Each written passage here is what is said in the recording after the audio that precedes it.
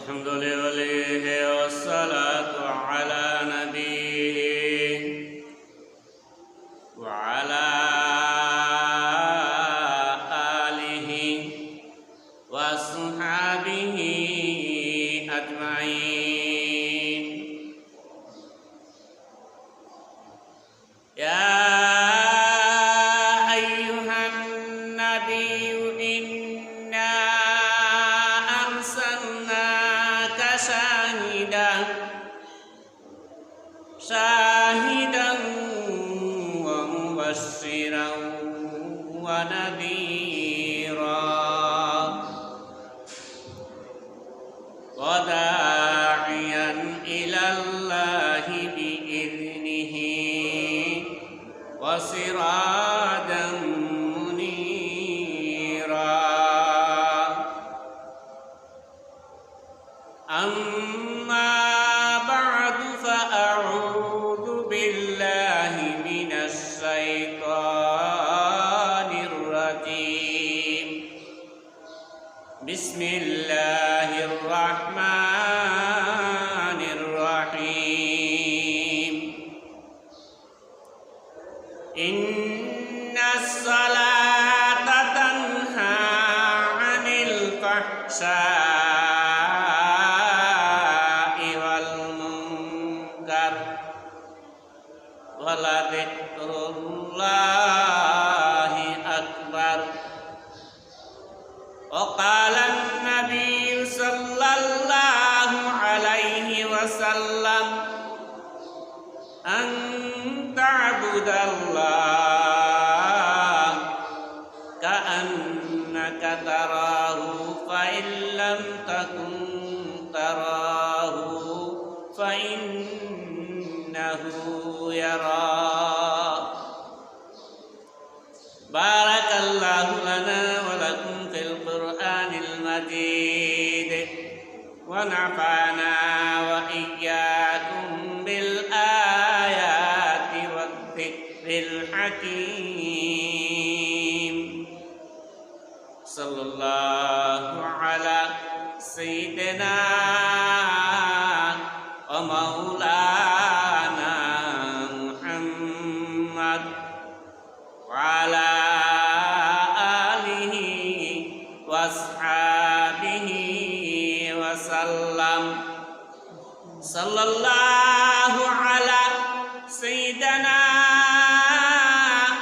ومولانا محمدا عبده ورسوله كريم السجايا جميل الصيام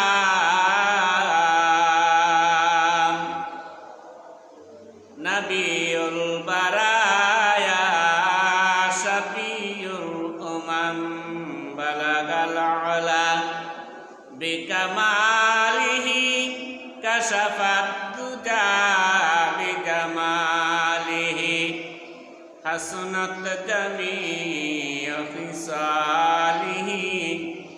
صلوا عليه وآله. इलाही दिखा दे हमें दियारे मदीना.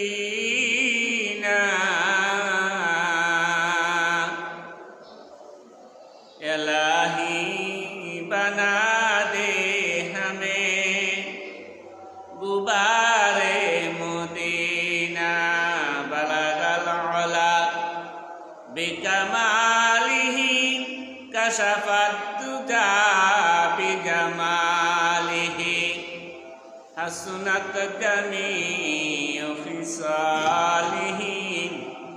सल्लु अलैहि व आलिहि. আলহামদুলিল্লাহ, আল্লাহ তাআলা লাখ কোটি শুকরিয়া যে মহান রব্বুল আলামিন আমাদেরকে পবিত্র জুমার দিনে আল্লাহর ঘরে আসার বসার তৌফিক দান করেছেন। এই জন্য আল্লাহর শুকরিয়া আদায় করি আলহামদুলিল্লাহ। আজকের আলোচনা হলো গুরুত্ব সহকারে মানুষ নামাজ পড়লে আল্লাহ দুনিয়াতে মানুষকে 5টা পুরস্কার দিবেন, আর দুনিয়ার জগতের বিপদ থেকে আল্লাহ হেফাজত করবেন। দুনিয়ার জগতের দুশ্মনের শত্রুর হাত থেকে আল্লাহ হেফাজত করবেন। গুরুত্ব সহকারে নামাজ পড়লে আল্লাহ দুনিয়াতে 5টা পুরস্কার দিবেন। 1 নম্বর পুরস্কারটা হইল আল্লাহ নবী সাল্লাল্লাহু আলাইহি সাল্লাম ফরমান, ও আমার সাহাবায়ে কারাম, যে ব্যক্তি গুরুত্ব সহকারে নামাজ পড়বে আল্লাহ রাব্বুল আলামিন তাকে 5টা পুরস্কার দিবেন। 1 নম্বর পুরস্কারটা হলো দুনিয়ার জগতে আল্লাহ তারে কোনো অভাব অনাটন রাখবেন না। কোনো মানুষ যদি গুরুত্ব সহকারে নামাজ পড়েন, আল্লাহ নবী বলতেছেন, দুনিয়ার জগতের মানুষ দুনিয়ার জগতে চলাকালীন তোমার কোনো অভাব থাকবে না, তোমার কোনো সমস্যা থাকবে না, তোমার কোনো কষ্ট থাকবে না। তারপরেও যদি কোনো কষ্ট আসে, তারপরেও যদি কোনো বিপদ আসবে, তখন তুমি মনে করতে হবে এটা তোমার জন্য ঈমানি পরীক্ষা। আল্লাহ তারে রিজিক প্রশস্ত করে দিবেন। 1 নম্বর পুরস্কারটা হলো তার অভাব অনটন দূর করে দিবেন। 2 নম্বর পুরস্কারটা হলো তার কাজের মধ্যে আল্লাহ বরকত দিবেন। অল্প রুজিয়ে তার সংসার চলবে, অল্প রুজিয়ে তার সংসার চলবে, তার কোনো অভাবে দেখা দেবে না।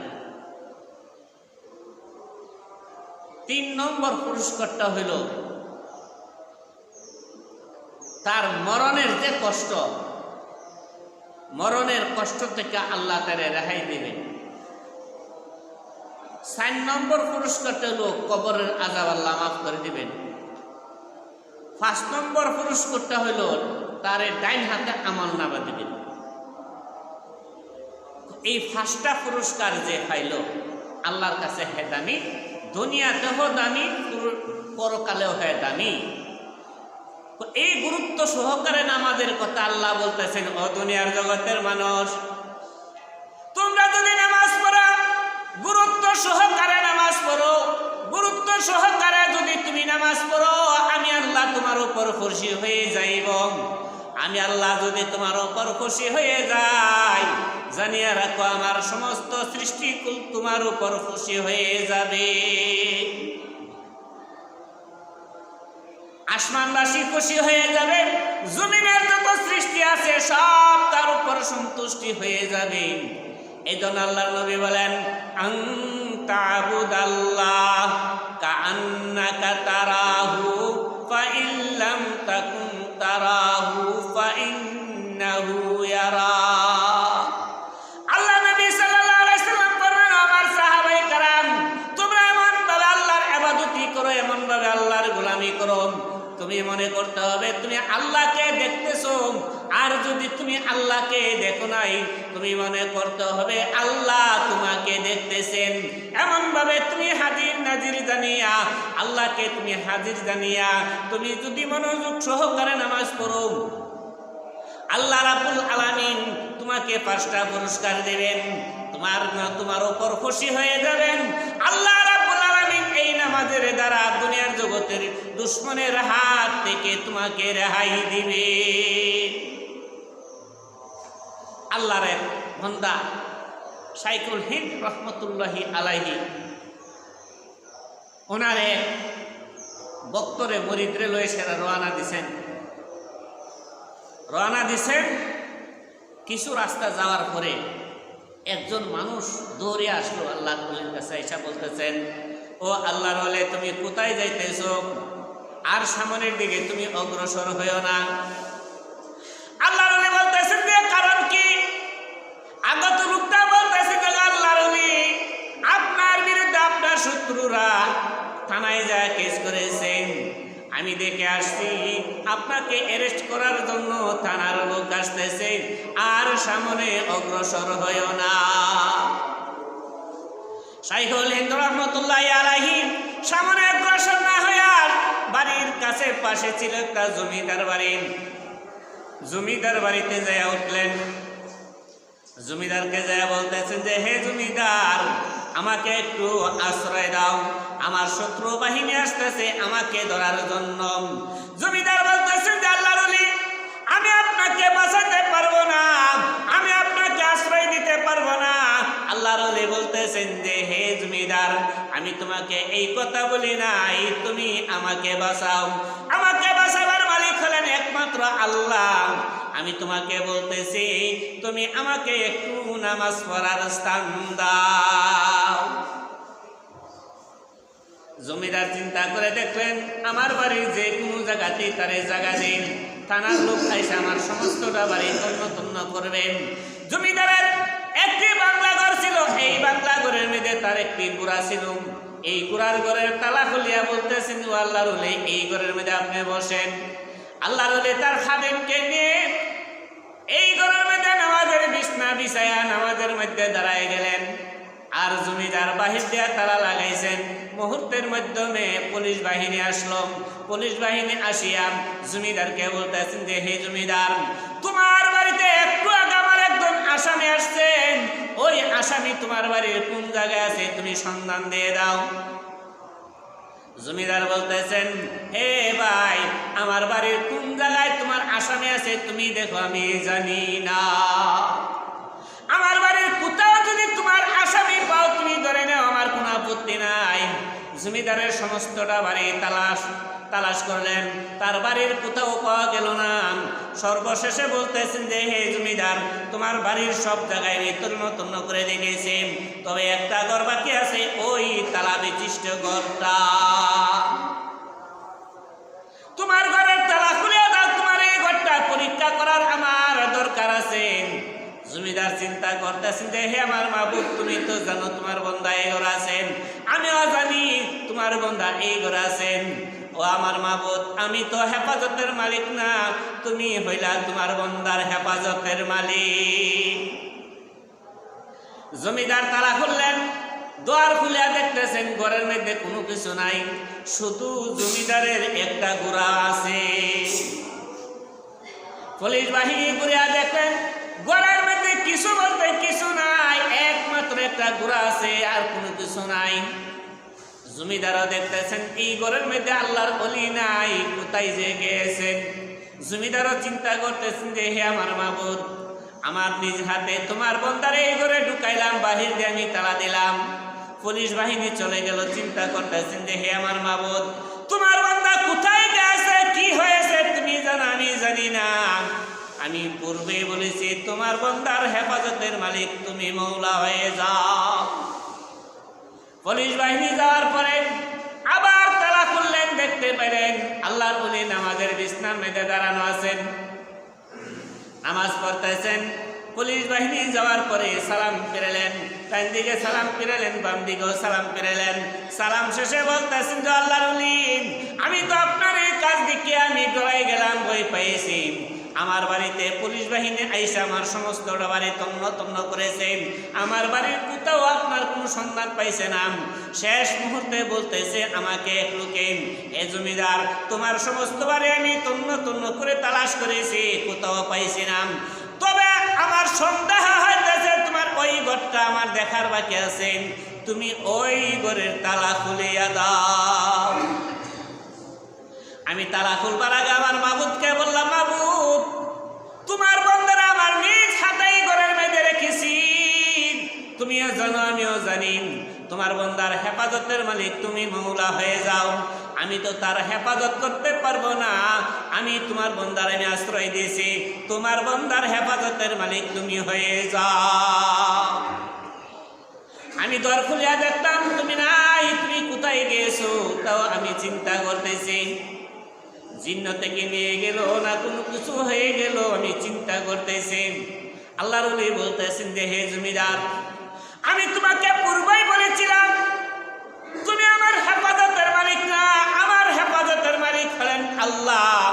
কোন মানুষ যদি আল্লাহর হয়ে যান, স্বয়ং আল্লাহ তার হয়ে যান। আল্লাহ নবী সাল্লাল্লাহু আলাইহি ওয়াসাল্লাম ফরমান, হে দুনিয়ার জগতের মানুষ, এমন ভাবে তুমি নামাজ পড়ো রে, যে নামাজ পড়লে তোমার উপর তোমার মাবুদ খুশি হয়ে যা। তুমি এমন নামাজ পড়িও না যেই নামাজ পড়ার পরও তোমার মাবুদ তোমার উপর অসন্তুষ্ট হয়ে যাবে। হযরত সালমান ফারসি রাদিয়াল্লাহু তাআলা আনহু ওনার এক খাদিমকে সাথে নিয়ে বাইরে হইলেন। বাহির হওয়ার পরে বলতেছেন, একটা গাছের মধ্যে, একটা মোরা গাছের ডালের মধ্যে ধরে জারা দিলেন। জারা দেওয়ার সাথে সাথে সমস্ত পাতাগুলো জর্জরিয়া পড়িয়া গেল। সালমান রাদিয়াল্লাহু তাআলা আনহু তার খাদিমকে বলতেছেন যে, হে আমার খাদিম, তুমি আমাকে কেন প্রশ্ন করলে না? হে সালমান, তুমি এই মোরা গাছের ডালের মধ্যে দরিয়া কেন জারা দিলেন? আবু উসমান বলতেছেন, হে আল্লাহ নবীর সাহাবী, আমি তো জানি না, তুমি ভালো জানো। তবে আমি জানি না, তুমি আমাকে বুঝাও কি কারণে তুমি এই মোরা গাছের ডালের মধ্যে দরিয়া জারা দিছো।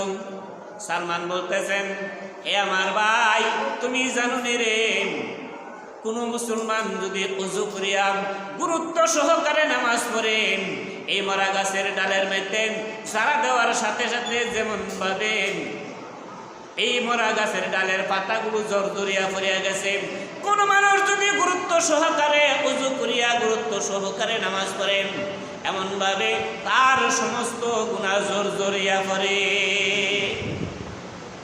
কোন মানুষ যদি গুরুত্ব সহকারে নামাজ পড়ে, আল্লাহর নবী বলেন তার শরীরে সমস্ত গুনাহগুলো এইভাবে জর্জরিয়া পড়ে। গুরুত্ব সহকারে নামাজ পড়লে স্বয়ং আল্লাহ তার উপর সন্তুষ্ট হয়ে যান। কাল কিয়ামতের দিবসে আল্লাহ তারে বিনা হিসাবে জান্নাতে দিবেন। আর কোনো মানুষ যদি নামাজ পড়ে, নামাজ পড়িয়া যদি এর ভিতরে অহংকার থাকে, আমি নামাজ পড়তেছি, আমার নামাজের দ্বারাই বেহেশতে যাব, এটা তার জন্য ভুল। কোনো মানুষ যদি সারা জীবন